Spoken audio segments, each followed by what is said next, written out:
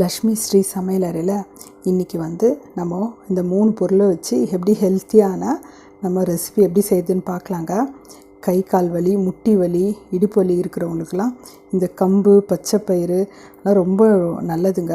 Health benefit நிறைய இருக்குது. எப்படி ஒரு ரெசிபி எப்படி செய்யலான்னு பார்க்கலாம் வாங்க. நாள்பட்ட இடுப்பு வலி, முதுகு வலிக்கெலாம் கூட ரொம்ப நல்லதுங்க. எலும்பு தேய்மானத்துக்கு ரொம்ப கம்பு வந்து நம்மளுக்கு வந்து ரொம்ப நல்லதுங்க. அதனால் இந்த 3 பொருளை வச்சு நம்ம எப்படி வந்து ஒரு ஹெல்த்தியான ரெசிபி எப்படி செய்கிறதுன்னு பார்க்கலாம் வாங்க. கேஸ் மேலே நான் கடாய் வச்சுருக்கேங்க. கடாய் சூடானோடனே நம்ம எந்த கப்பால் எடுக்கிறோமோ எல்லா பொருளும் அதே கப்பால் அளந்துக்கணுங்க. நான் வந்து 1/2 கப்பு வந்து கம்பு எடுத்துருக்குறேன். வந்து நம்ம நல்லா வறுத்து எடுத்துக்கலாங்க. நம்ம வறுக்கும் போதே நல்லா வாசனையாக இருக்கும் கம்பு.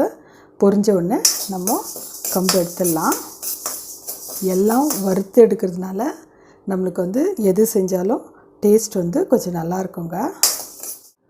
பாருங்கள், கம்பு வந்து நல்லா வாசனை வருது, பொரியுது பாருங்கள்.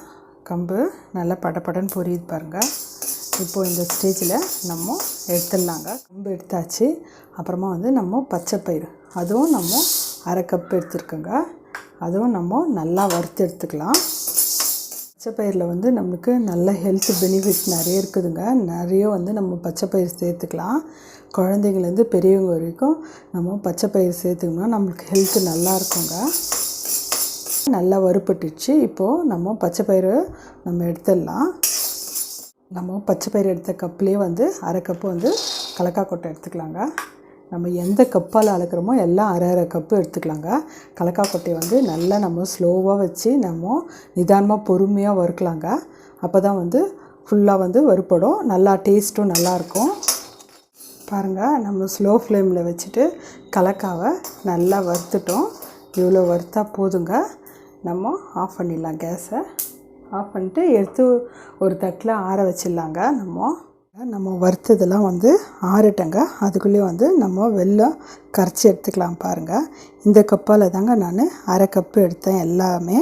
இப்போ வந்து வெல்லம் வந்து 1 கப்பு எடுத்துக்கோங்க, சரியாக போயிடும். பாருங்க, 1/4 கப்பு தண்ணி இருந்தால் போதும். நம்ம 1 கப்பு வெல்லத்துக்கு 1/4 கப்பு தண்ணி இருந்தால் போதுங்க. ஏன்னா இது வெல்லத்தில் வந்து தூசு, மண், கல்லுலாம் இருக்குங்க. அதனால் நம்ம 1/4 கப்பு தண்ணி ஊற்றி கரைச்சி எடுத்துக்கலாங்க. பாருங்கள், ஆறிடுச்சு. இப்போ நம்ம மிக்ஸி கிண்ணத்தில் நம்ம எடுத்து போட்டுக்கலாம். பாருங்கள், இப்போ 2 பொருளும் போட்டாச்சு. இப்போ நம்ம கொஞ்சமாக வந்து ஏலக்காய் தூள் போட்டுக்கலாம். இதிலே ஒரே ஒரு பிஞ்சு நம்ம உப்பு போட்டுக்கலாங்க. டேஸ்ட் வந்து ரொம்ப நல்லாயிருக்கும். இப்போ வந்து இதுக்கு நைஸாக அரைச்சி எடுத்துன்னு வந்துடலாங்க. நம்ம கம்பும் பச்சைப்பயிரும் நம்ம ஓரளவுக்கு கொரகொரப்பாக வந்துச்சுங்க. இப்போ நம்ம வறுத்து வச்ச கலக்காய் கொட்டையும் ஆற வச்சு நம்ம போட்டுக்கலாங்க. நான் தோல் உரிக்காதையே நான் போட்டிருக்கேங்க. இப்போ வந்து நல்லா நைஸாக, எவ்வளோ நைஸாக அரைக்க முடியுமோ அவ்வளோ நைஸாக அரைச்சி எடுத்துன்னு வந்துடலாங்க. நம்ம பாத்திரம் எடுத்துக்கலாங்க. நம்ம இப்போ வந்து அரைச்சதெல்லாம் அதில் போட்டுடலாம். நான் வந்து 2 ஸ்பூன் நல்ல எண்ணெய் நான் ஊற்றிருக்கேங்க. சூடு பண்ணி நம்ம அரைச்சி வச்ச பொருளில் ஊற்றிடலாங்க. நீங்கள் எண்ணெய் ஊற்ற வேணாம் அப்படின்னு நினச்சிங்கன்னா நீங்கள் நெய் கூட உருக்கி ஊற்றிடலாங்க. நான் நல்லெண்ணெய் சூடு பண்ணி 2 ஸ்பூன்னு ஊற்றலாங்க. நல்லெண்ணெய் நல்லா சூடு பண்ணிட்டேன். இப்போது நம்ம இது மாதிரி ஊற்றிடலாம். நீங்கள் நல்லெண்ணெய் வேணாம், நெய் தான் வேணும்னா நெய் கூட ஊற்றிக்கலாங்க. நல்லா கலக்கி விட்டுடுங்க. வச்சு நம்ம வெல்லத்தை வந்து நம்ம ஊற்றிக்கலாங்க.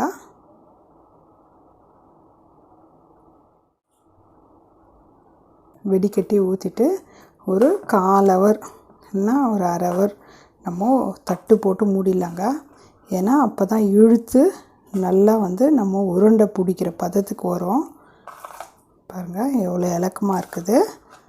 ஒரு 1/4 ஹவருக்கு நம்ம ஒரு தட்டு போட்டு மூடி வச்சிடலாங்க.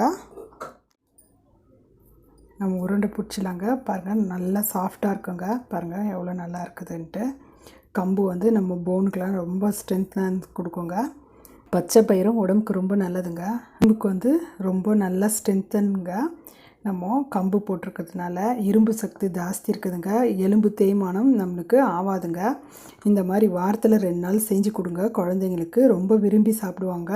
பெரியவங்களும் ஒரு உருண்டை எடுத்துக்கலாங்க.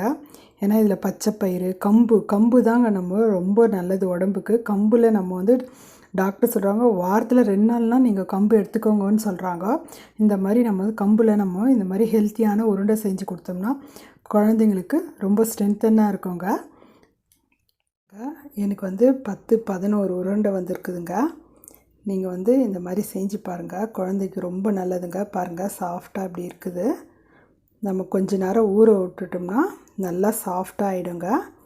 நீங்கள் குழந்தைங்களுக்கு வந்து இந்த மாதிரி செஞ்சு கொடுங்க.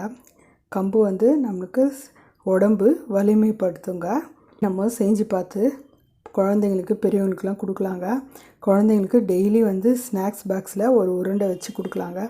அவ்வளோ ரொம்ப நல்லதுங்க. கம்பு, பச்சைப்பயிறு, கலக்கா கொட்டெல்லாம் நீங்கள் ஒரு டைம் இந்த மாதிரி செஞ்சு பார்த்துட்டு உங்கள் ஃபீட்பேக் எனக்கு சொல்லுங்கள். லைக் பண்ணுங்கள், ஷேர் பண்ணுங்கள், சப்ஸ்கிரைப் பண்ணுங்கள்.